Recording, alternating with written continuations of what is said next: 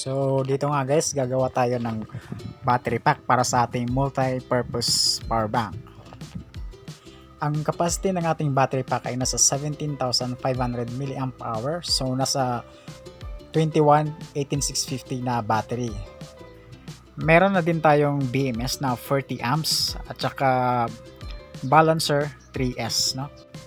Ang una natin dito gagawin ay mag-parallel tayo ng 7 pieces na battery.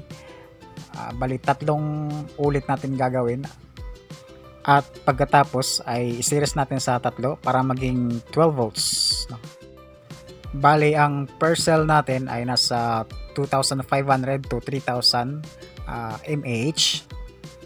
So kaya estimated natin nasa 17,500 mAh ang ating gagawin na battery pack.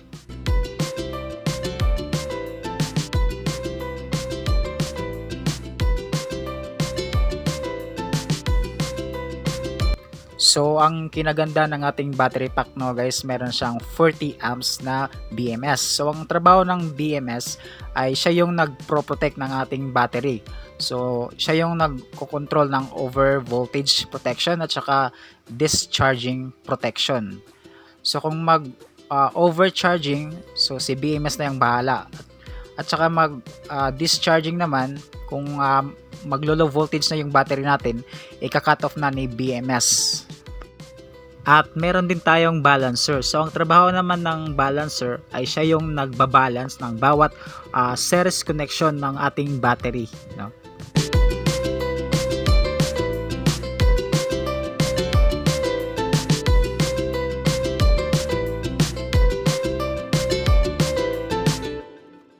So dito nga guys, nag-spot weld tayo ng positive to negative, no?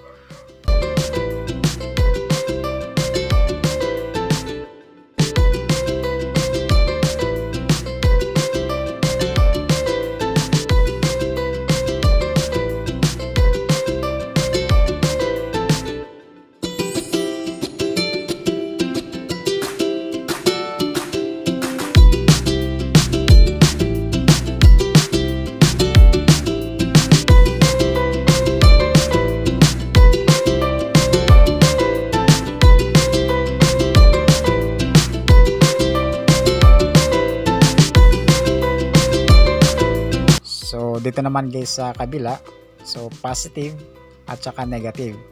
So wag nyong ipag-short sa kabila, no guys. So sa kabilang side na positive at saka negative.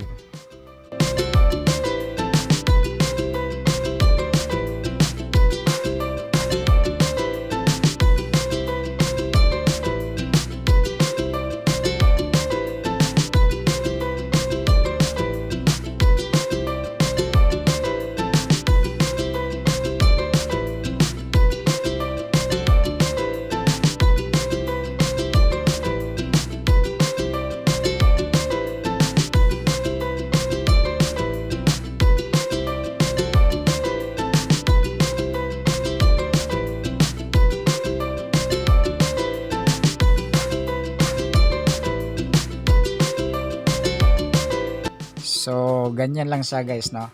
Positive to positive, negative to negative. So sa kabilang side naman, positive to positive, negative to negative.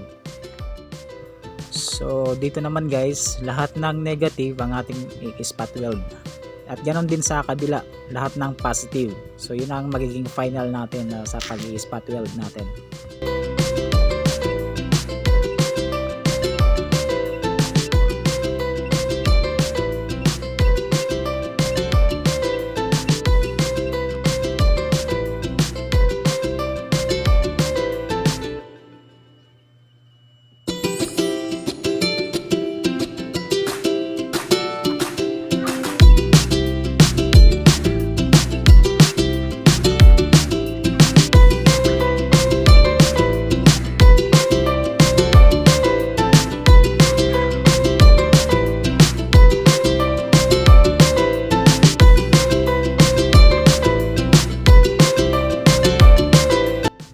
So dito nga guys, susukatin natin kung sakto nga ba yung pagka-setup natin, at meron siyang reading na dapat 12 volts, no?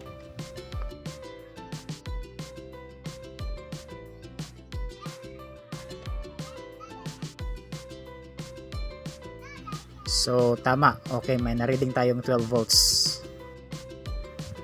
Dito naman maglalagay naman tayo ng BMS 40 amps. Unang-una sa paglalagay, hahanapin natin ang ground ng battery at saka 0 volts ng BMS at saka doon natin itatapat para madali ang proseso. At dito lalagyan natin ng insulation para sa safety ng ating BMS para hindi sila mag short circuit, no?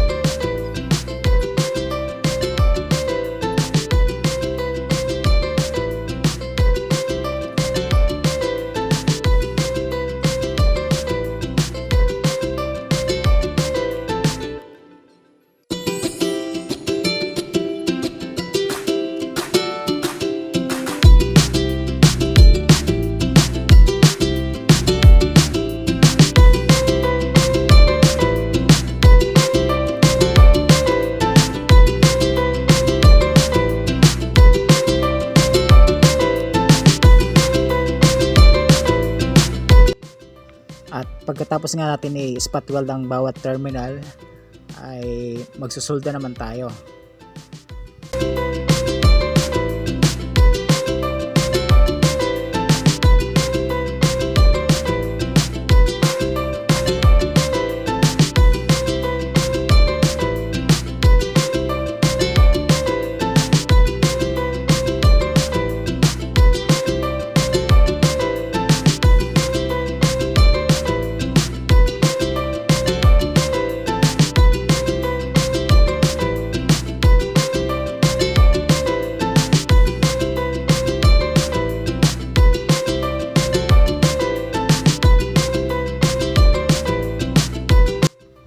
At dito naman susukatin natin kung meron siyang output na 12 volts. So meron, gumagana ng ating BMS. Ang next step natin gagawin ay maglalagay tayo ng insulation para sa ating balancer. So sa balancer naman tayo para safety yung balancer natin. Hindi siya mag-short circuit.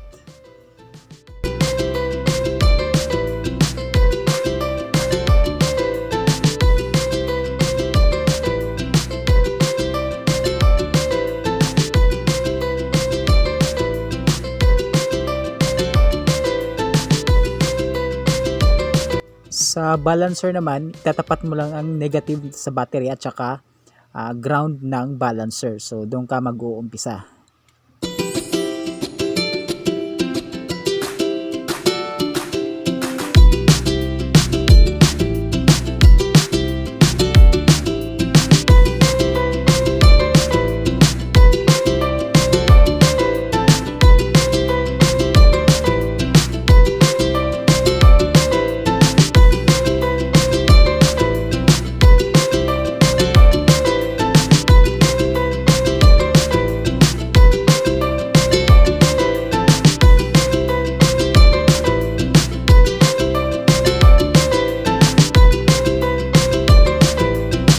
So yun lang, black wire ng balancer ay negative ng battery at saka second wire ng balancer ay 4.2 ng battery at saka third wire ng balancer ay nasa 7.4 ng battery at saka yung last wire ng balancer ay nasa 12 volts ng battery.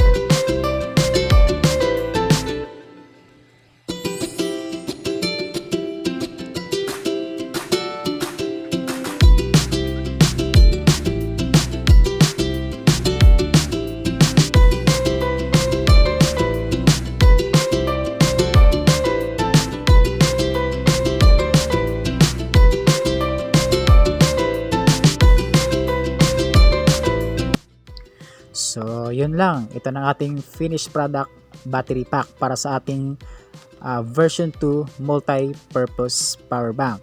So abangan ang next video para sa wiring naman ng power bank natin. So dito na nagtatapos ang ating video. Salamat sa panunood.